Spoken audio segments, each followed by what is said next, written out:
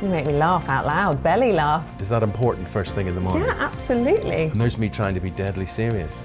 News is a serious business. Yeah, I have to rein you in sometimes. Well, it doesn't stop us laughing at it. It doesn't stop us having an opinion on what's going on. Yeah. And it certainly will not stop us reflecting what you think. Weekdays from 6 to 9:30 on GB News. I'm Dan Wootton. Join me Monday to Thursday from 9 to 11 for the feistiest and most fun news debate on TV, where free speech reigns. I'll bring you a sharp take on the day's biggest stories, bombshell newsmaker interviews, and A-list guests. And I guarantee you, no spin, no bias, no censorship, and no reason to go to bed. That's Dan Wootton tonight, Monday to Thursdays from 9 on GB News.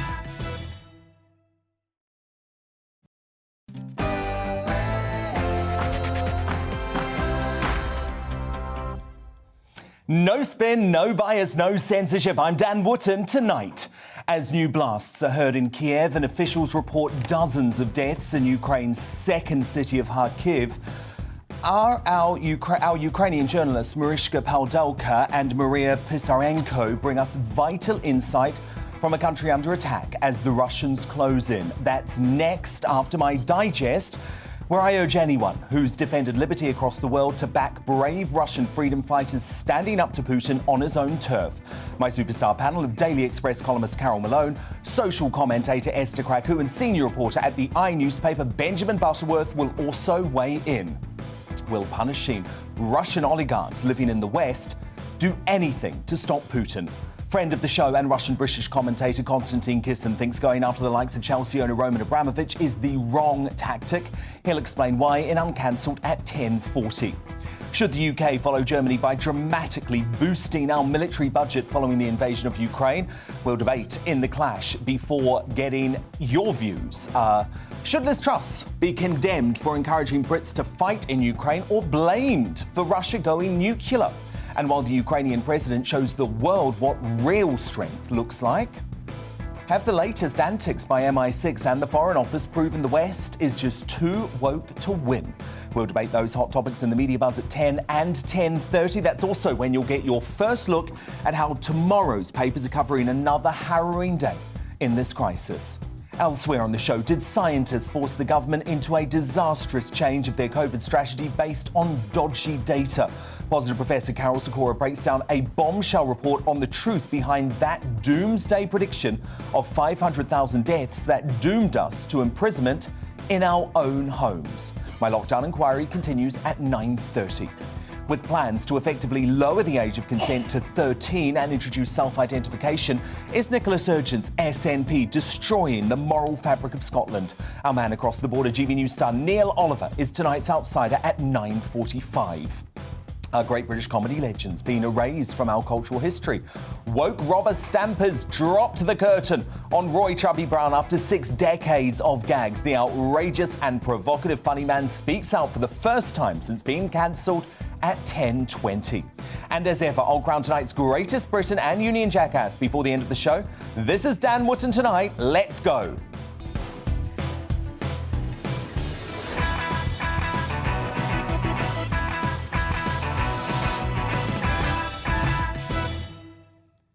Just one thing first, though. Putin, the despotic madman dictator, has only gone and made a direct threat of nuclear warfare. And it's all the fault of Liz Truss, according to his official spokesman, for threatening to target Russian oligarchs with sanctions, apparently. The whole situation would almost be farcical if it weren't for horrifying scenes like this in Kharkiv, Ukraine, where the use of cluster bombs could be considered a war crime.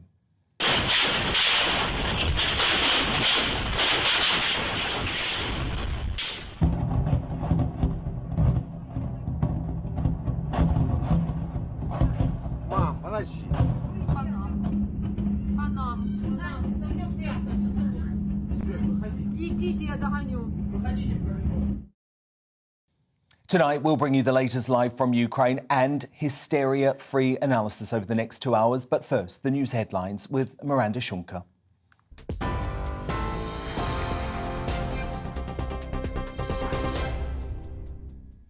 Thank you. The top stories from the GB newsroom.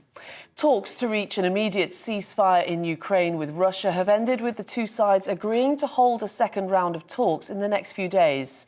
Earlier today, Ukraine's president signed a formal request to join the European Union, with Poland's foreign minister saying they'll support the accession process. Boris Johnson has told President Zelensky more UK support is on its way as shelling continues. The Ukrainian army has also released a video claiming to show the destruction of a Russian missile system.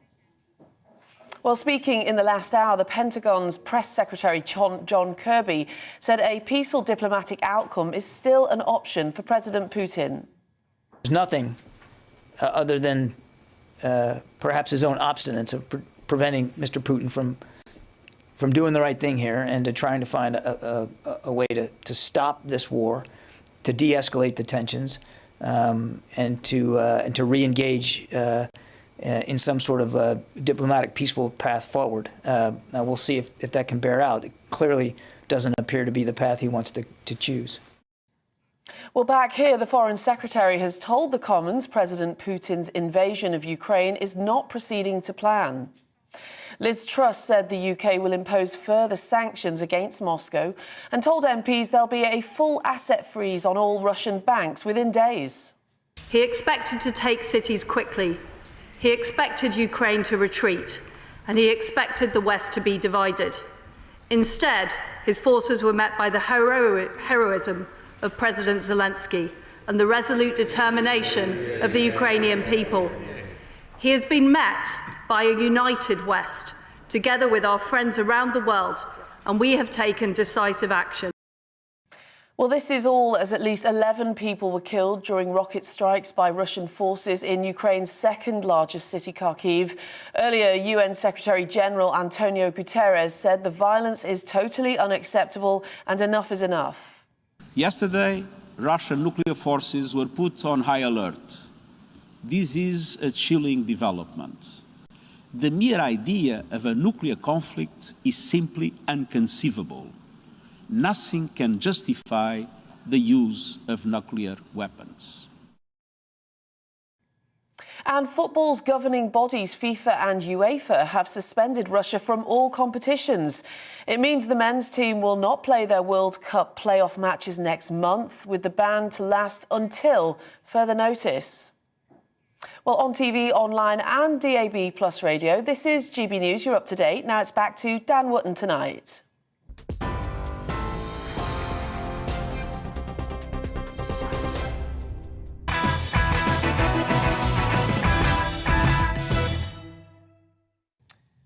Emotions are running high, I understand that. Many millions have been scared witless again about the prospect of nuclear warfare after 2 years of COVID propaganda. Many millions more are furious that the West has allowed Putin to go to war. And there are almost as many who disagree with my position that we must be tough with Putin. These folk believe in a long-term strategy of appeasement, reassuring the Russian president that expansionism around the EU and NATO is a thing of the past to try and halt the march of a madman. On top of all of that, many of the scenes coming out of Ukraine over the past 24 hours are nothing short of heartbreaking, as the seemingly indiscriminate bombing continues across the country as the Russians continue their march towards the capital Kiev at this hour, where the inspirational President Volodymyr Zelensky has bravely refused American evacuation, declaring, "We need ammo, not a ride." But tonight, I want to pay tribute to the brave Russian resistance. The thousands of citizens across Putin's communist regime risking it all, their jobs, their reputations, maybe even their lives, to take to the streets and show their fury at his illegal invasion of Ukraine. Now, what we know is that more than 5,500 Russians have been detained at anti-war protests since Thursday. That's according to OVD Info Monitor. In Moscow, where riot police have been ready to make arrests, there were Russians carrying peace signs and wearing masks with the word "enough" covering their mouths. In St. Petersburg, hundreds of anti-war protesters have stood together, linking arms and chanting. Now, I've spent weeks calling out the authoritarian tactics of Trudeau in Canada and Ardern in New Zealand, who followed the Putin playbook to crack down on vaccine mandate protesters. But there's a certain irony seeing the Putin apologists turn a blind eye to the widespread police action against the brave Russian souls taking to the streets, even though they face jail, lifetime criminal records, police brutality, and in some cases, deportation. To me, the protests also suggest Putin is losing the information war, not just internationally, but at home too. This is fascinating, you see, because young Russians under 40, they're not glued to the constant Putin propaganda spewed out by the state-controlled TV stations, which warn protesters they are committing treason. Social media is allowing Russians to see the full extent of the casualties in Ukraine, with thousands of their own soldiers already dead. So take this from Russian 18-year-old Daria Likova, who posted Putin's peaceful demilitarization is a war crime of an international scale. I'm in close contact with my loved ones in the victim state. Their houses are shaking from explosions. They can't sleep, eat, or merely exist in peace. Everyone is scared. Celebrities and Russian business people are risking Putin's wrath too. Evgeny Lebedev, owner of the Evening Standard, wrote, as a Russian citizen, I plead with you to stop Russians killing their Ukrainian brothers and sisters. As a British citizen, I ask you to save Europe from war. Author Alexander Tipkin wrote, this is a mistake that can lead to a total disaster. Recognising the independence of the disputed territories is one thing, bombing is another. Then there's Putin's goddaughter, Ksenia Sobchak, who said, we are now all trapped in this situation, no exit. We, the Russians, will be dealing with the consequences of today for many years to come. The Russian news agency, TASS, was hacked today too, with this anti-Putin message posted. We urge you to stop this madness. Do not send your sons and husbands to certain death. Putin is forcing us to lie. So I'm proud of this resistance within Putin's own territory. We must back these brave Russian freedom fighters, thousands of whom are already trying to emigrate to the US, because they are the future of a post-Putin Russia. But breaking tonight, the International Criminal Court in The Hague has been urged to investigate potential war crimes committed by Russia and Belarus amid the Russian invasion. Air raid sirens and explosions once again have ripped through the air in Kiev tonight as troops close in. As a fifth day under attack comes to a close, we're live in the Ukrainian capital as the city continues to wait for the next Putin onslaught. Bringing us the latest vital insight, two of Ukraine's top journalists who we spoke to after Russia crossed the border for the first time last week. So let me bring in now Mariska Podolka, presenter at Ukraine's biggest TV network, 1+1, and the journalist Maria Pisarenko. Mariska, what's the latest from Kiev? The latest that we had a terrible explosion near Kiev, actually, but the first time we saw it, it seems like it's really taking place in Kiev because it was so huge, it was so big that people were terribly scared, but actually it was near Kiev and they were targeted a military unit near Kiev. And how is the Ukrainian resistance holding out, Mariska? I think that's the best part of the whole story, that is a terrible story that is happening now in Ukraine, because the resistance of people has been enormous. I mean, I expected the Ukrainian nation will resist, but not to the extent that it's now showing, including women who are making these Molotov cocktails. Now it's the most popular recipe to be posted on Instagram or on Facebook. And I'm very much impressed by our celebrities who are going to territorial defense, which is a backup for our army. I actually today just read the news about our famous football player from the 90s, Oleg Luzhny, who was also playing for Arsenal, that he's interrupting his coach career and flying back to Ukraine to take the arms and to defend his countries. Like many celebrities who are already in our territorial defense, including singers, rock stars, boxers, and football players as well. Of course, your husband as well, the former MP. Have you heard from him? Do you know where he is? Do you know if he's safe? I know, at least I know that he's alive, but I'm not supposed to know where he is because he's not telling me. But as of 2 hours ago, I know that he is alive. I was very worried about this after this blast, that something could have happened to him as well, but he sent me an SMS saying that he's fine. Great news. Maria Pisarenko, tell me about the latest from your president, Volodymyr Zelensky, someone who I have to say my respect has grown for hugely over the past few days. You know, I think leaders are tested at a time of crisis, and he has certainly been tested now, Maria, and he's well and truly passed. Yeah, right. Sorry for the change in the picture. As you see, I'm now in the place which is called the Volunteer Fighters Support Center, and here, as a measure, you know, of security, people, the guards here had to take to switch the light off, and they're like switched it on only for me, because now we have to hide, you know, not to draw the attention of the enemy, maybe from the sky, to avert any possible rocket strikes. So back to your question, yes, really, Volodymyr Zelensky has changed a lot in the minds of many Ukrainians. For example, the recent tweets and posts, and again, I have the problem with the light, so I should...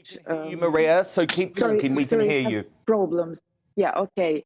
So you see, they had to switch the light because of the precaution and safety measures. Of course, I understand completely. Sorry for that. So back to the information about Mr. Zelensky. Really, Ukrainians now understand that he, as a commander-in-chief, as a president, does whatever it takes to, you know, make Ukrainians to make Ukraine fight and withstand this aggression. For example, the news of today was the event of negotiations between Ukraine and Russia, which was taking place on the border with Belarus near Pripyat River. So not much was expected from these talks, you know, because everybody knows what Russian war really is worth of. And thanks God, I managed to find some light. Hopefully you can see that. And yes, the latest updates is really these negotiations didn't come to any, you know, new solution of the conflict, and everybody just again have seen that Russia is not even able to talk, and Russia again sticks to the demands which are not acceptable for Ukraine. Ukraine won't let weapons down, and Ukrainian army is ready to defend itself.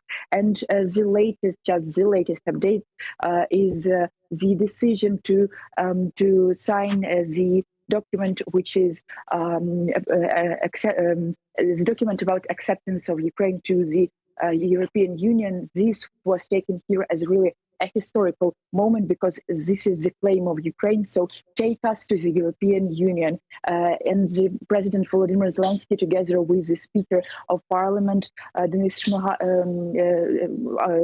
Stefanchuk, and also the Prime Minister, Denis Shmyhal, three of them signed this document. There was like a ceremony which was seen as really a historical moment. Ukraine needs the membership in the EU, they say, and needs it as quickly as possible, and also by the procedure which is called immediate procedure. So special procedure. Great update. Mariska, final question to you. I know your broadcaster 1+1 has contingency plans in order to stay on air in the result of serious bombing in Kiev overnight. Is that true, that you're going to be able to continue broadcasting from some sort of bunker if it comes to that? As you know, all our TV channels have united in one. It's something like you would imagine that you will turn on TV and see Channel 5, Channel 4, BBC, Sky News, GBNews, all split in shifts for 3 or 5 hours. But, you know, as those who are located in Kiev at this point have to go to shelters like Maria is now. I'm actually not in Kiev. I'm supporting the live coverage at a backup studio. So whenever Kiev goes to the shelters, I'm doing this job because I'm staying in Ukraine, but in the place which is now safer than Kiev. We're doing all our best that our audience is informed 24 hours, and because we know the bad experience of the previous invasion when people in Donbass were cut off Ukrainian television just in a few days, and Russian television was put in place. And we have all the mechanism, even if they do something to our signal, we'll just disable it. They will not be able to. Great news. All right. Well, look, keep safe, both of you, and keep in touch. We'll be speaking to you throughout the week. That is two of the most accomplished journalists in Ukraine, the broadcaster Mariska Pawdelka and the journalist Maria Pisarenko.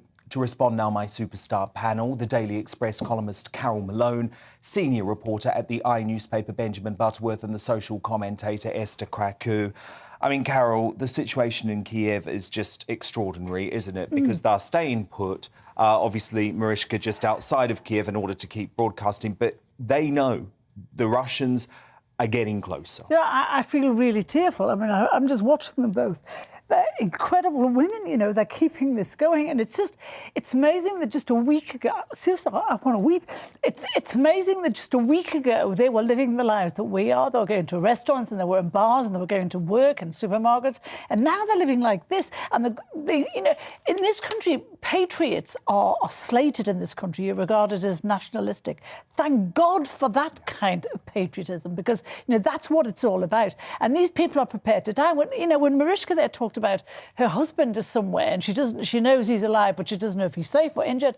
I mean, it's heartbreaking. And he was an MP. And he was an MP, and he's kind of fighting. And he has no training apart from the few weeks that they do in the reserves, and now he's got guns and he is prepared to die. Elderly people are taking up rifles, you know. It is this kind of patriotism is astonishing. And, you know, you talked about something in your intro and it really hit home that thank God now that the Russians as well are, you know, social media is going to be so important in this war, because 20 years ago it wasn't around and the older generation were listening to the propaganda and were being persuaded by the propaganda. Now they can't be. At least young people, you know, for 50 downwards can see and understand what is actually happening. And, you know, there were mass protests in 32 Russian cities today. And these people have been told if they do anything to help Ukraine, they'll be thrown in jail for 20 years. And they're doing it anyway. So even in Russia, this is, you know, this is... it's so heartening. And I think it's important we talk about it and fight for those people. But I understand the emotion. I feel it too. Esther, we were not meant to ever see scenes like this again in a European country. I mean, you've got Maria there. She's in the dark. I mean, literally, they are preparing for an onslaught. And probably that onslaught is going to come, if not tonight, over the next couple of nights, because Putin knows he's losing on many fronts. And when Putin knows he's losing, he doesn't retreat. He gets nastier. And, you know, it's very clear that he overestimated Russia's ability to just knock down Ukraine instantly. And I think that's given us a lot of hope. I think what really I've taken from this is how fortunate we are to live where we are, and how frustrated it makes me when people don't see the value in living in a country like this, and how important it is to stand by your values and to actually have values and to not tear down Britain and the West for the values that we stand for, because it's very easy for the world to fall into chaos like this because we don't have a Western hegemony that stands for something, right? Every time you say you're proud of the Union Jack or the British flag, you're slated for being a nationalist, a rabid nationalist, like there's something wrong with it. But, you know, the principles of freedom and human rights that the West stands for is important, because if this didn't exist, if this axis of the West didn't exist, people like in Ukraine would have no hope. Because yes, they can hold on, but who is supporting them? Where's the backbone? What happens when it effectively feels like all hope is lost? Who is there to really support you? And I think it just shows that domestically, our politics here is far more reaching than just, you know, everyday politics. It goes further than that. It's a message. It's a principle that this country is based on that spreads across the world. Benjamin, I did really want to talk tonight, though, about what is going on across Russia, because I think it is hugely significant. The fact that, as Carol says, these folk are going out on the street, even though they're being told 20 years in prison, even though they're being told you'll have a criminal record for life, even though they're being told you could be deported. I'm heartened by this. I feel like Putin is losing in so many ways. He is. It's absolutely clear he is. But the risk is how much more dangerous he gets. I mean, I know that today you can't get anywhere near the Kremlin because the Russian authorities are so nervous that protests and riots will break out right in front of Putin's front garden. God, I hope they do. And you know, the numbers of people that have been protesting, they are so incredibly brave. You can only imagine the numbers who are thinking the same at home. And this isn't how Russia is meant to work. It's not how Russia's worked since 1999 when he took over.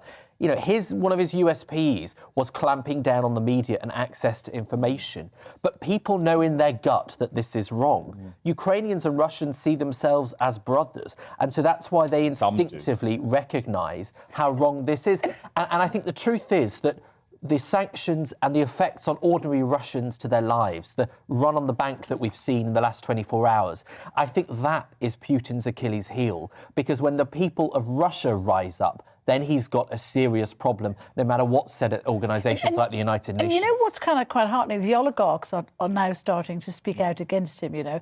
We've got Deripaska, and you have a guy called, I think he's called Mikhail Friedman today. They have said this invasion was wrong. Now, Putin has always relied on the goodwill of the business elite. If he doesn't have that, he's going to be... But the ones he hasn't imprisoned yet. Yeah. But, you know, this goes further than that. It's the fact that major European countries are now seeing how important it is to be energy independent. Now, in Britain, I think the British economy only relies on like sort of 3% of our imports is Russian gas. But in Europe, it's far greater than that. So even if we say it doesn't affect us, it really does. Why Germany was holding back so long. Exactly. If Europe is hit, then we're hit. And this is why when we say, actually, you might not want to be taking your energy policy advice from a 16-year-old Swedish girl who should be in school. It's not about prejudice. It's about these are the real-world implications of it. And finally, we're starting to realise that. But it is the West's spineless appeasement of Putin that has led to this. You know, for years we've disarmed ourselves as well. That's the other thing. I think. But that's part of it. Energy independence. Independence is part of disarming ourselves. Can you imagine if Corbyn has got elected? He wanted to disarm us altogether. Yeah. He thought NATO was evil and wrong. Well, of course, it's people on the hard left, but it's also people on the right who thought the peace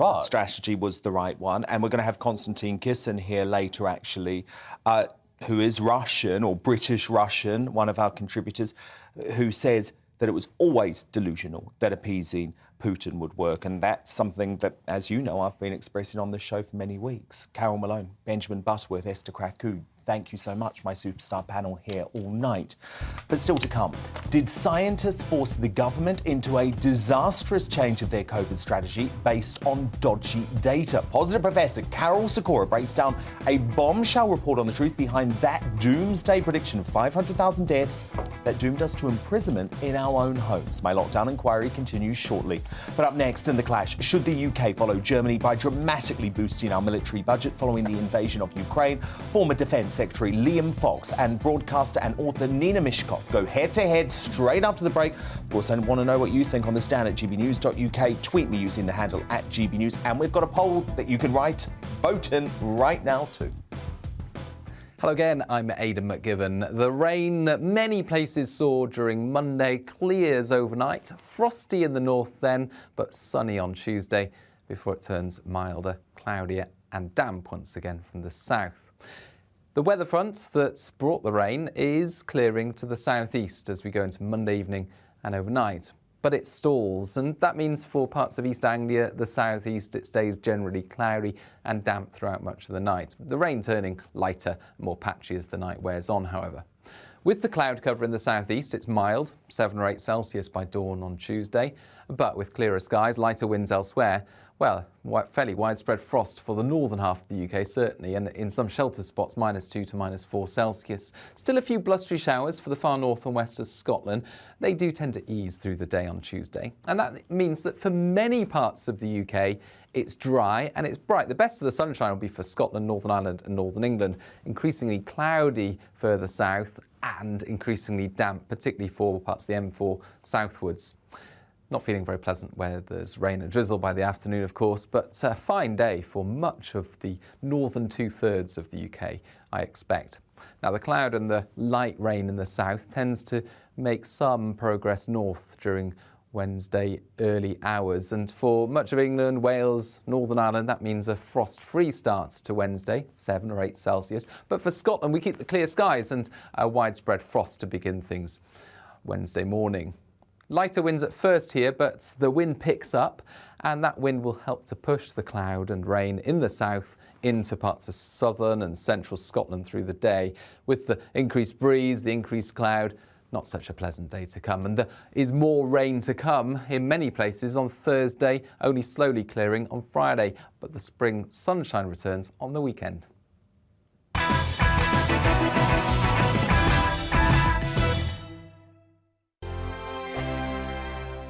GB News is the UK's home of discussion and debate from all perspectives. To stay up to date on the latest stories, make sure that you subscribe to the GB News channel right here on YouTube. You can watch us live 24/7 across the whole world. You can also check out exclusive content and catch up on previous episodes of your favourite shows. Every day, we ask the questions that you'd ask, so why not add your voice to the conversation in the comments section? Don't forget to subscribe. We are GB News, Britain's news channel.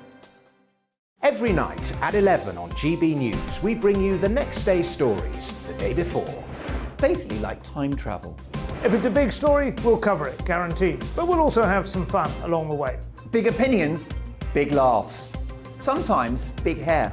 This is Headliners, the paper review show that won't send you to sleep like the others will. 11 p.m, 7 nights a week. Join us.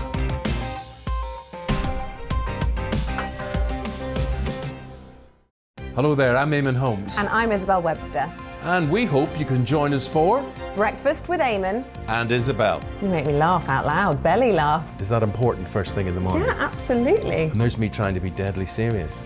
News is a serious business. Yeah, I have to rein you in sometimes. Well, it doesn't stop us laughing at it. It doesn't stop us having an opinion on what's going on. Yeah. And it certainly will not stop us reflecting what you think. Weekdays from 6 to 9:30 on GB News.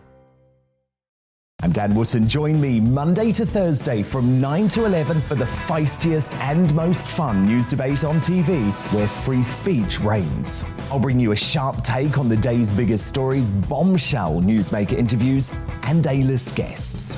And I guarantee you, no spin, no bias, no censorship, and no reason to go to bed. That's Dan Wootton tonight, Monday to Thursdays from 9 on GB News.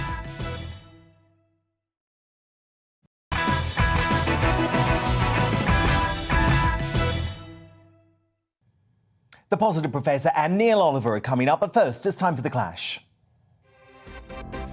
And breaking tonight, dozens of people have been killed in rocket strikes by Russian forces in the city of Kharkiv in the northeast of Ukraine.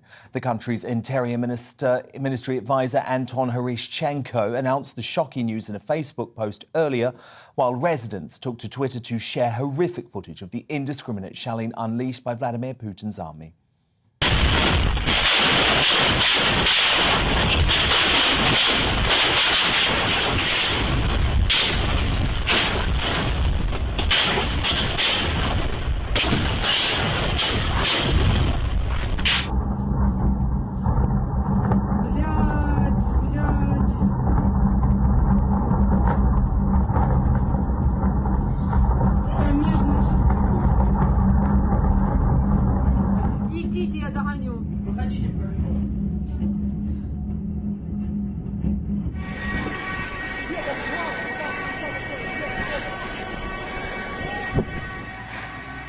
Русский мир, говоришь?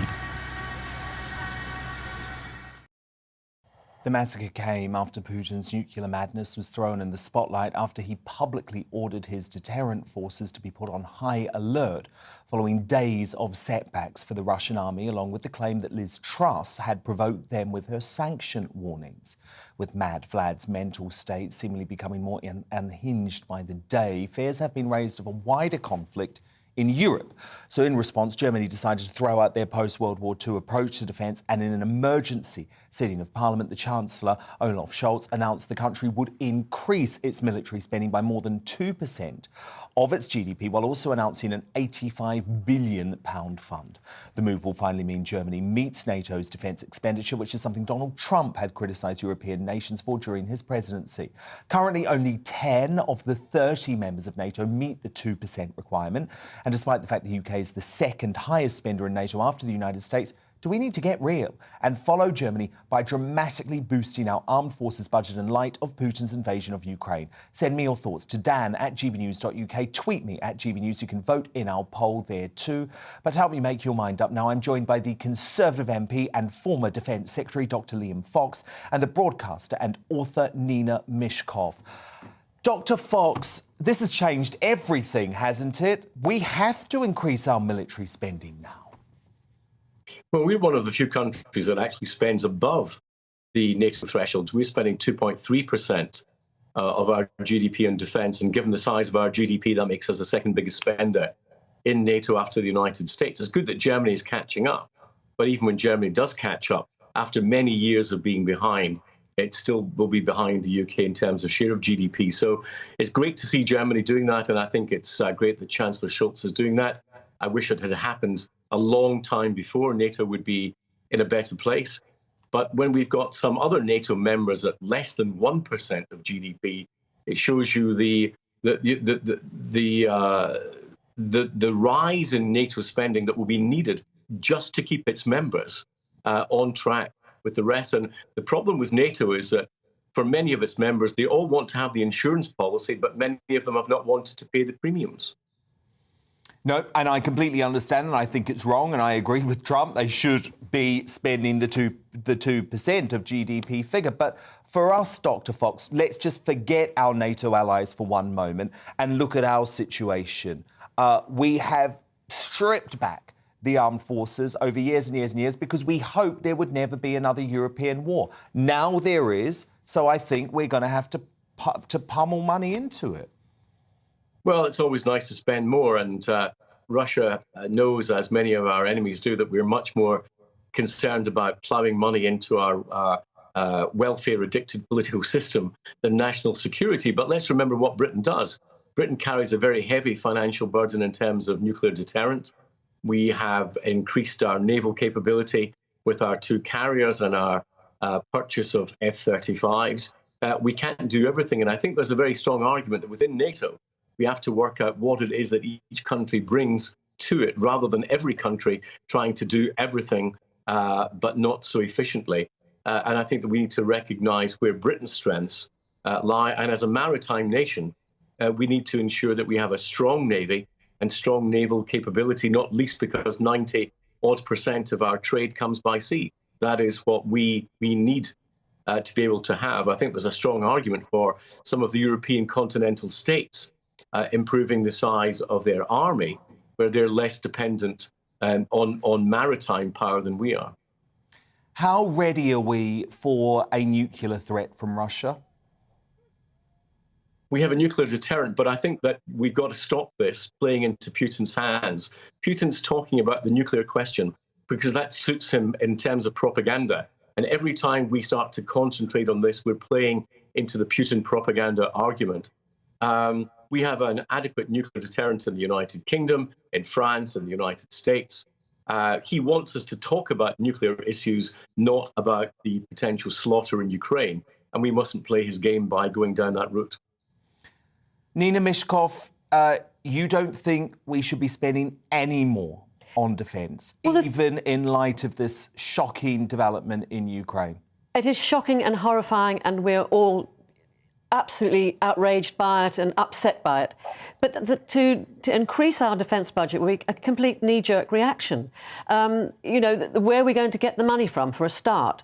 As Dr. Fox has already said, you know, the NHS welfare system, that's eaten up a lot. And of course, since the pandemic began, the Conservative Party and the government have wasted an awful lot of money. Look at, was it 37 billion? Was it 39 billion on a test and trace system that was not fit for purpose when it started?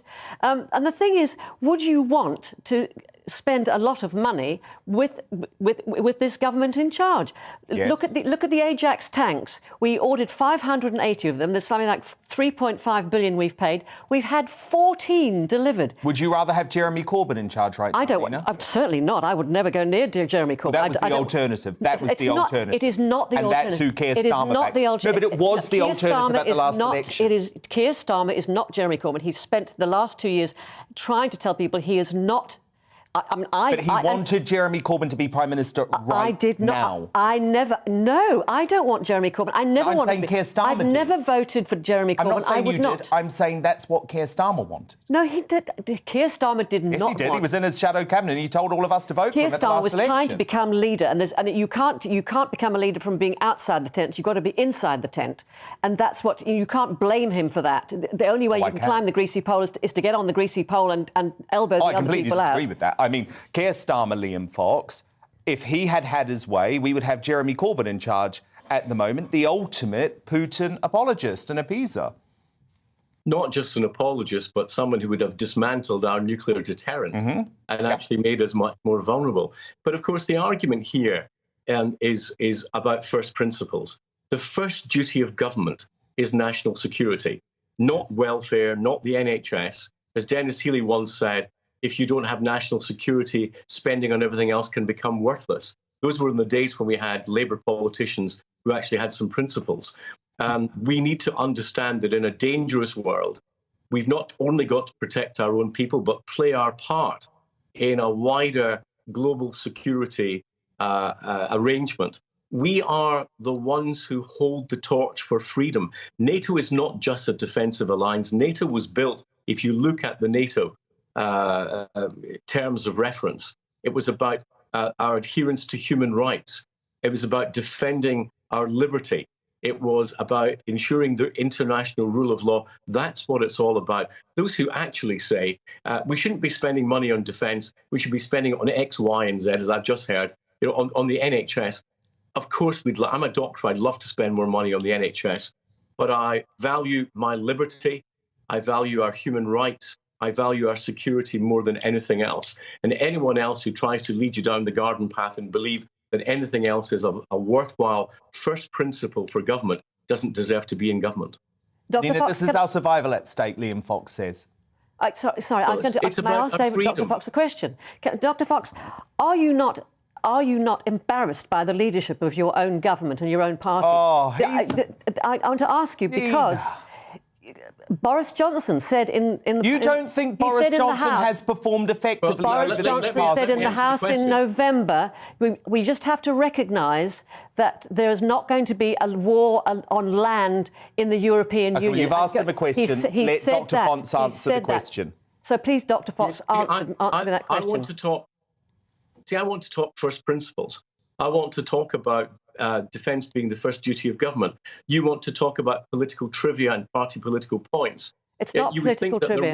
You would think that there wasn't a Russian invasion going on of a democratic Western state. This is no time to get involved in the trivia of party politics, or whether you like our current government or whether you like Boris Johnson.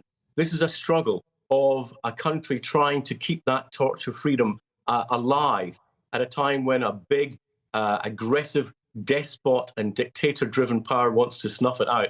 I would have thought that at this point, we all at least want to stick to the principles of our politics. Absolutely. And not engage in the weeds of our politics. Stick to the principles, but then how can we do that when we have a government that is just that is not respected around the world? When we have Nina, that's not true. That's not true. You ask anyone in Ukraine at the moment, including the President Volodymyr Zelensky, and he will tell you that he is proud of the UK Absolutely. response. But he is proud of how Boris Johnson has reacted. So this mythology that somehow the UK is not respected around the world is a disgusting line being put out by lefties to do us down, and it is not backed up by facts. I am not trying to do him down. I'm just saying that Boris Johnson, because of all the shenanigans that have gone on, is not seen as a serious leader, however much... Go and ask Volodymyr Zelensky that, because that's not what he says. That's not what he's told the world. However much he's the karaoke Churchill, that he does not command respect.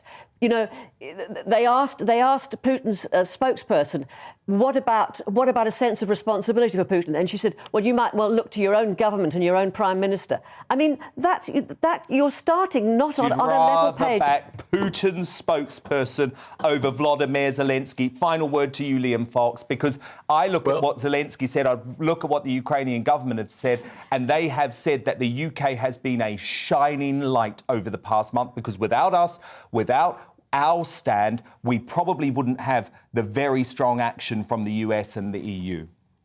The United Kingdom, I think, has been consistent and it's been honourable in the whole of the dealings over this particular issue.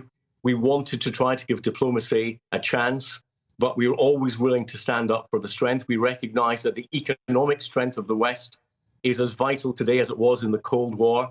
We are a key part of that as the world's fifth biggest economy, as the second biggest military power in NATO. And I'm afraid that there are still those in the Westminster bubble who prefer cartoon politics to the serious issues and the threats that we face in the world today. Very true. That was Conservative MP, former Defence Secretary Dr Liam Fox, and the broadcaster and author Nina Mishkov. Thank you both. So who do you agree with? Well, Stephen on Twitter says, the UK spend enough on defence as it is. Unlike other countries, our armed forces are up to date, modern and well trained.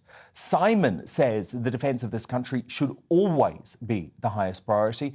And from Mark, it never should have been reduced to anywhere near the current levels. And your verdict is now in.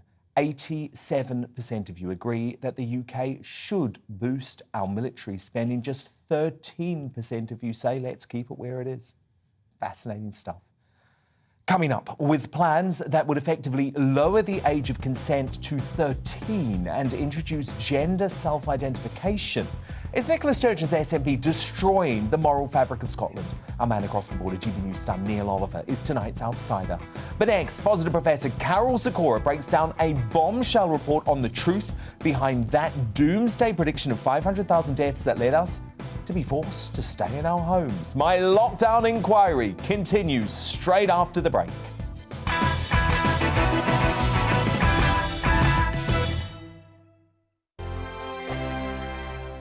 GB News is the UK's home of discussion and debate from all perspectives. To stay up to date on the latest stories, make sure that you subscribe to the GB News channel right here on YouTube. You can watch us live 24/7 across the whole world. You can also check out exclusive content and catch up on previous episodes of your favourite shows.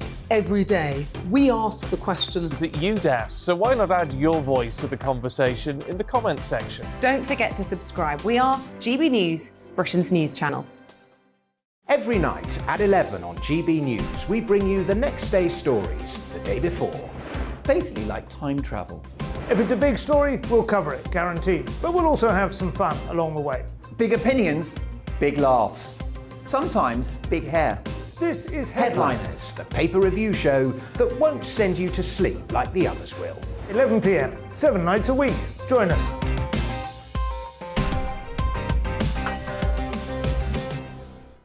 Hello there, I'm Eamon Holmes. And I'm Isabel Webster. And we hope you can join us for Breakfast with Eamon and Isabel. You make me laugh out loud, belly laugh. Is that important first thing in the morning? Yeah, absolutely. And there's me trying to be deadly serious. News is a serious business. Yeah, I have to rein you in sometimes. Well, it doesn't stop us laughing at it. It doesn't stop us having an opinion on what's going on. Yeah. And it certainly will not stop us reflecting what you think. Weekdays from 6 to 9:30 on GB News. I'm Dan Wootton. Join me Monday to Thursday from 9 to 11 for the feistiest and most fun news debate on TV, where free speech reigns. I'll bring you a sharp take on the day's biggest stories, bombshell newsmaker interviews, and A-list guests. And I guarantee you, no spin, no bias, no censorship, and no reason to go to bed. That's Dan Wootton tonight, Monday to Thursdays from 9 on GB News.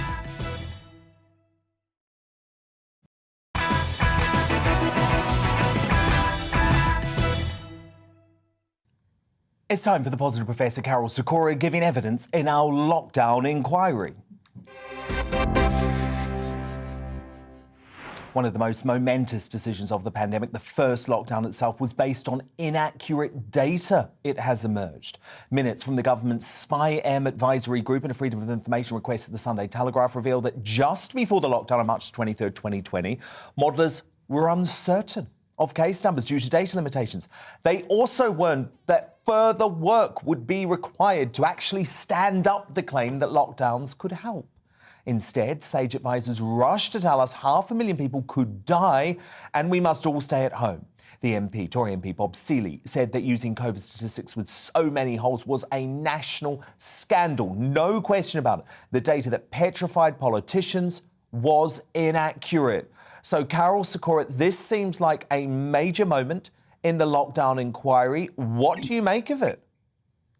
It is astonishing that way back in March 2020, when it all happened, on March the 16th, the data came out from Imperial that 500,000 deaths would occur if we didn't do something. Now, that's scary to any politician. They couldn't verify the data. I mean, it's fascinating, this interaction between politicians and scientists. You know, one scientist will say one thing, 500,000, another will say 50,000. And you've got to judge which is the one that really counts. And that was what was wrong. And on March 23rd, as we remember, Boris announced complete lockdown. It wasn't that complete, but it was a fair approximation of a lockdown. And of course, at that time, I remember opening my Twitter account for the first time. I've now got lots of members on it, lots of people, because I could see what was going to happen to cancer, to heart disease, to all what exactly has happened to the NHS. It became a COVID service for 18 months and now is only gradually, very slowly emerging from it. So it was wrong. The concept was good, spread the peak, diffuse the peak, but it was based on completely incorrect data. And no one's admitted it, even now. I mean, it's astonishing it can go on like this. And that's what's most frustrating to me, Carol. Presumably, what all of these folk are going to say at the inquiry is, oh, well, if we hadn't locked down, we may have had 500,000 deaths. But we know, Carol, now from the Omicron wave over Christmas, that is a load of baloney, because they said 6,000 people were going to die a day if we didn't lock down. And we were not even close to that. You know, we had health service managers everywhere claiming, look, we've got to lock down for Christmas, we've got to stop Christmas. This was, 3 months ago. We're not talking about 2 years ago, 3 months ago. It was ridiculous, and it was clear that it wasn't going to happen. The only thing that matters is the hospital admission rate. It did go up a bit, but it's come right down. And the secondary thing that matters is the number of people in intensive care on ventilators, and it's less than 300 at the moment. So, and the admission rates hovering, the total number of people in with COVID is much lower than it's ever been, and it's coming right down. And many of those people would be in hospital anyway. They're elderly, they have other illnesses, they have chest infections, nothing to do with COVID, they've got kidney failure, liver failure. These people would be in hospital, and some of them sadly would die, but not because of COVID. It's gone. We've got to normalise the whole healthcare machinery to get back to what it's good at, treating illness. And let's just remember that NHS has never been overwhelmed, Carol, throughout this entire pandemic, despite all of the threats. And I'm not saying it wasn't a little bit ropey in March and April of 2020 when this was a new virus, but the NHS was never overwhelmed. The Nightingale hospitals lay empty. And still, the revamping of Nightingale, again, they're still empty. Nothing can be done. The critical matter is the capacity of the NHS to treat everybody. And it doesn't have the resilience of other healthcare systems of Europe. And so if there are, every winter we have the same, since I've been a medical student, we've had the same problem. People are admitted, operations are cancelled, and waiting lists grow. This time it's been much greater, and the waiting list is said to be 6.5 million. It's probably nearer 10 million if you add everything in there. And the only way to deal with it is to get back to normal and just get rid of the fear of COVID and the pessimistic doomsmongers that we're getting.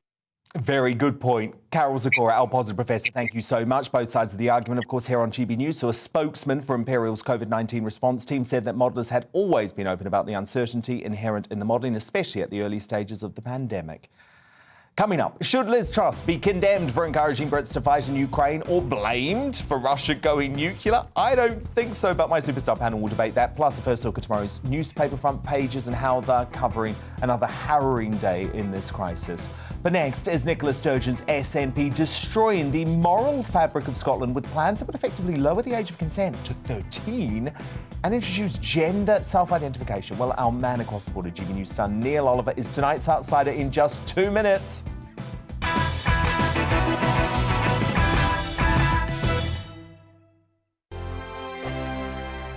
GB News is the UK's home of discussion and debate from all perspectives. To stay up to date on the latest stories, make sure that you subscribe to the GB News channel right here on YouTube. You can watch us live 24/7 across the whole world. You can also check out exclusive content and catch up on previous episodes of your favourite shows.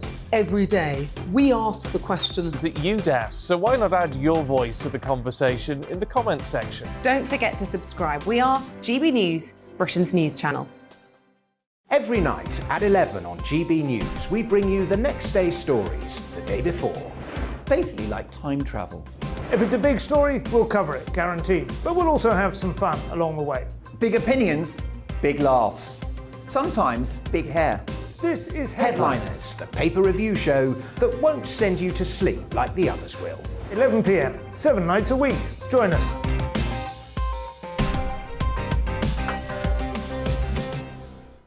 Hello there, I'm Eamon Holmes. And I'm Isabel Webster. And we hope you can join us for Breakfast with Eamon and Isabel. You make me laugh out loud, belly laugh. Is that important first thing in the morning? Yeah, absolutely. And there's me trying to be deadly serious. News is a serious business. Yeah, I have to rein you in sometimes. Well, it doesn't stop us laughing at it. It doesn't stop us having an opinion on what's going on. Yeah. And it certainly will not stop us reflecting what you think. Weekdays from 6 to 9:30 on GB News. I'm Dan Wootton. Join me Monday to Thursday from 9 to 11 for the feistiest and most fun news debate on TV, where free speech reigns. I'll bring you a sharp take on the day's biggest stories, bombshell newsmaker interviews, and A-list guests. And I guarantee you, no spin, no bias, no censorship, and no reason to go to bed. That's Dan Wootton tonight, Monday to Thursdays from 9 on GB News.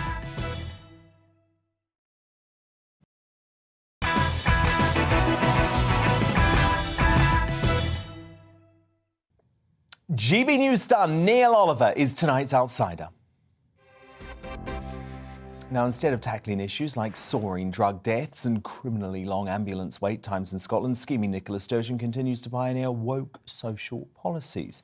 Following a bizarre sex survey for children, which has been largely boycotted by schools, the SNP then told Scotland's teachers, social workers and police officers to respect the privacy of children who engage in sexual activity, an offer of confidentiality that extends to those as young as 13, effectively lowering the age of consent.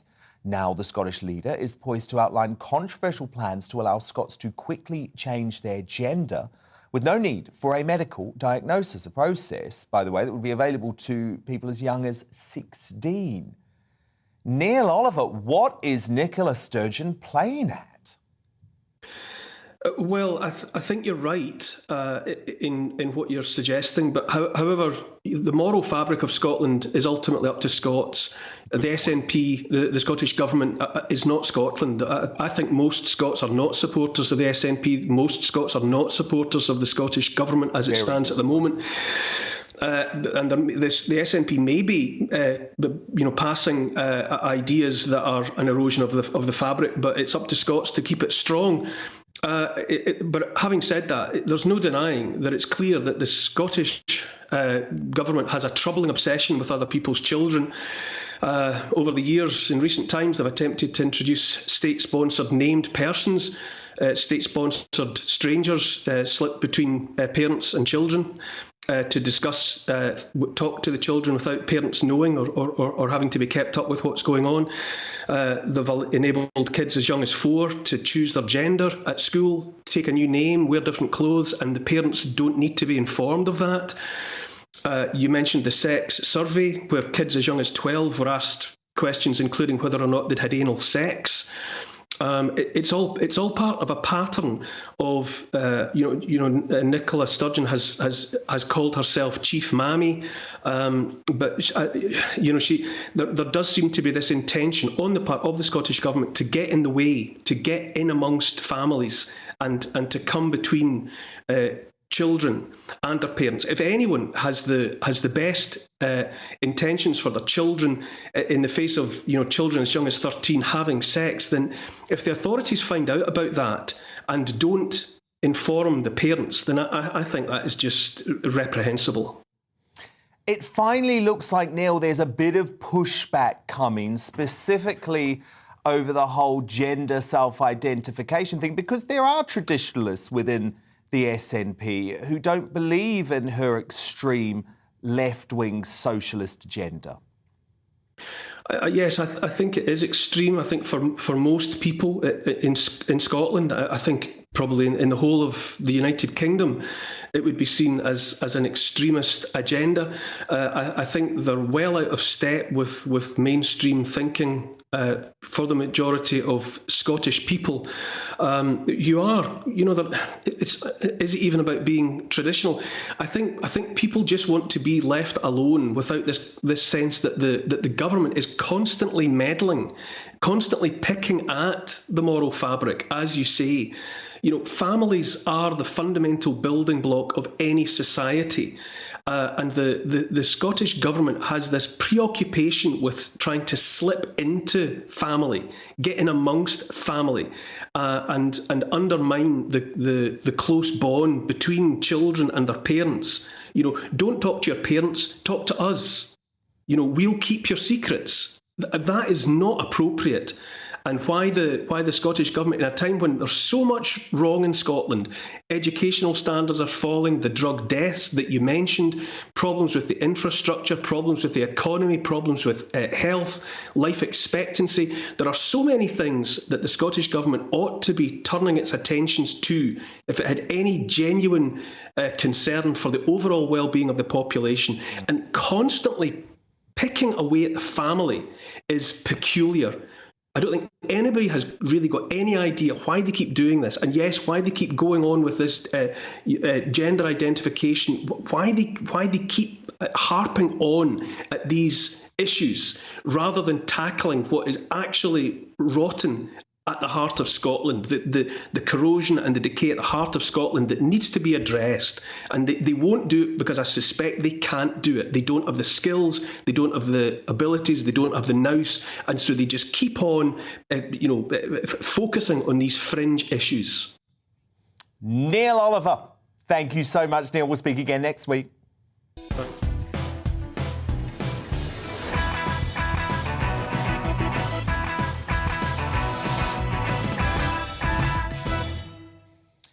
It's 10 p.m. I'm Dan Wootton, and breaking tonight, after a first round of ceasefire talks conclude on another day of bloodshed in Ukraine, President Zelensky issues a plea to join the EU in a bid to protect his citizens from the Russians. But while the Ukrainian leader has shown the world what real strength looks like, the likes of MI6 and the Foreign Office seem more interested in political correctness than peace. So is the West just too woke to win? I'll get my superstar panel, Carol Malone, Benjamin Butterworth and Esther Krakow, thoughts on that, and whether Liz Truss should be condemned for saying this. So you support Britain, people from Britain, going over to Ukraine to help in the fight? Absolutely, if that's what they want to do. Will punishing Russian oligarchs living in the West do anything to stop Putin? Friend of the show and Russian-British commentator Constantine Kisin thinks going after the likes of Chelsea owner Roman Abramovich is the wrong tactic. He'll explain why in Uncancelled at 10:40. Close to home, a great British comedy legend's being erased from our cultural history. The outrageous and provocative Chubby Brown fell victim to the woke crusade against laughter. He speaks out for the first time since being quite literally cancelled at 10:20. Plus, royal runaway Prince Harry proved he's still the king of clangers, saying this while picking up a lovely award with Meghan. Lives were brought together for a reason. We share a commitment to a life of service. More on that at 10:30. And as ever, I'll crown a new Greatest Briton and Union Jackass before the end of the show, so do stay up with us. But first, the news with Miranda Schunke.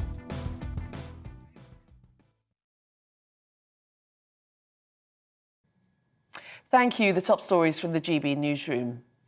Talks to reach a ceasefire in Ukraine with Russia have ended, with the two sides agreeing to hold a second round of talks in the next few days. Earlier today, Ukraine's president signed a formal request to join the European Union, with Poland's foreign minister saying they'll support the accession process. Boris Johnson has told President Zelensky more UK support is on its way as shelling in Ukraine's major cities continues. The Ukrainian army has also released a video claiming to show the destruction of a Russian missile system. Well, speaking at the United Nations General Assembly, the EU's UN ambassador, Olof Skog, says Europe hasn't seen this much violence in nearly 80 years. Russia's actions grossly violate international law and are in clear breach of the UN Charter and the OSCE Helsinki Final Act, as well as Russia's specific commitments to respect Ukraine's sovereignty and territorial integrity. This is arguably the biggest aggression in Europe since the end of the Second World War. Well, earlier today, the Pentagon's press secretary, John Kirby, said a peaceful diplomatic outcome is still an option for President Putin. There's nothing other than perhaps his own obstinance of preventing Mr. Putin from doing the right thing here and to trying to find a way to stop this war, to de-escalate the tensions, and to re-engage in some sort of diplomatic, peaceful path forward. Now we'll see if that can bear out. It clearly doesn't appear to be the path he wants to choose. Well, back here, the Foreign Secretary says President Putin's invasion of Ukraine is not proceeding to plan. Liz Truss said the UK will impose further sanctions against Moscow and told MPs there'll be a full asset freeze on all Russian banks within days. He expected to take cities quickly. He expected Ukraine to retreat, and he expected the West to be divided. Instead, his forces were met by the heroism of President Zelensky and the resolute determination of the Ukrainian people. He has been met by a united West, together with our friends around the world, and we have taken decisive action.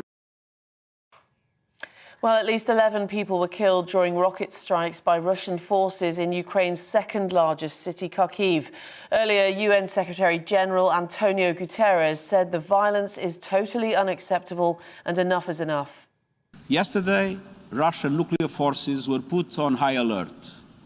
This is a chilling development. The mere idea of a nuclear conflict is simply inconceivable. Nothing can justify the use of nuclear weapons.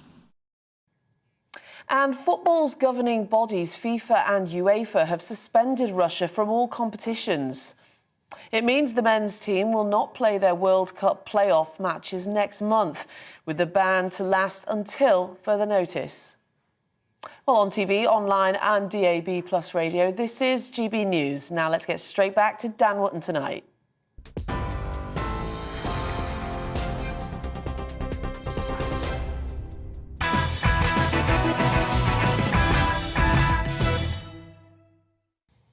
Tomorrow's news tonight now in our Media Buzz. First front pages are in. Show this to Putin. That's the headline on the Metro. These are the desperately sad words of a doctor who was unable to save a 6-year-old victim of Russia's war in Ukraine. She is one of 16 children who have been killed by Moscow's military as we see the shocking reality of Russia's invasion. The Independent leads with allies fear Putin will turn to indiscriminate attacks. With no breakthrough in ceasefire talks today, Western allies fear what the frustrated Russian leader might do next. My superstar panel are back with me now. The Daily Express columnist Carol Malone, senior reporter at the newspaper Benjamin Butterworth, and the social commentator Esther Kraku. Breaking tonight, Liz Truss will address the United Nations in Geneva tomorrow and is expected to call for Russia to be isolated on the international stage for, quote, murdering Ukrainians indiscriminately. There's that word again. While it remains to be seen how her comments will go down with the UN, the Foreign Secretary's tough-talking soundbites haven't won her much acclaim from the mainstream media or her usual critics. First, they accused her of encouraging individual Brits to go out and fight in Ukraine, a comment I think has been blown wildly out of proportion. The people of Ukraine are fighting for freedom and democracy, not just for Ukraine, but for the whole of Europe, because that is what President Putin is challenging. And absolutely, if people want to support that struggle, I would support them in doing that. So you support Britain, people from Britain, going over to Ukraine to help in the fight? Absolutely, if that's what they want to do. Then she was farcically blamed for Russia's decision to put the country's nuclear forces on high alert, with Kremlin spokesman Dmitry Peskov blasting her unacceptable, his quote, statement that she had drawn up a, quote, hit list of billionaire oligarchs to target. That's after she warned Putin nothing is off the table in terms of who or what we are targeting. We are very clear about that. We are very prepared to do what it takes. As far as I'm concerned, if Truss is getting under Putin's skin, she's doing something right. And threatening nuclear war as a result of her targeting Russian oligarchs, that's such unhinged thinking that I don't think blame should land anywhere near her door.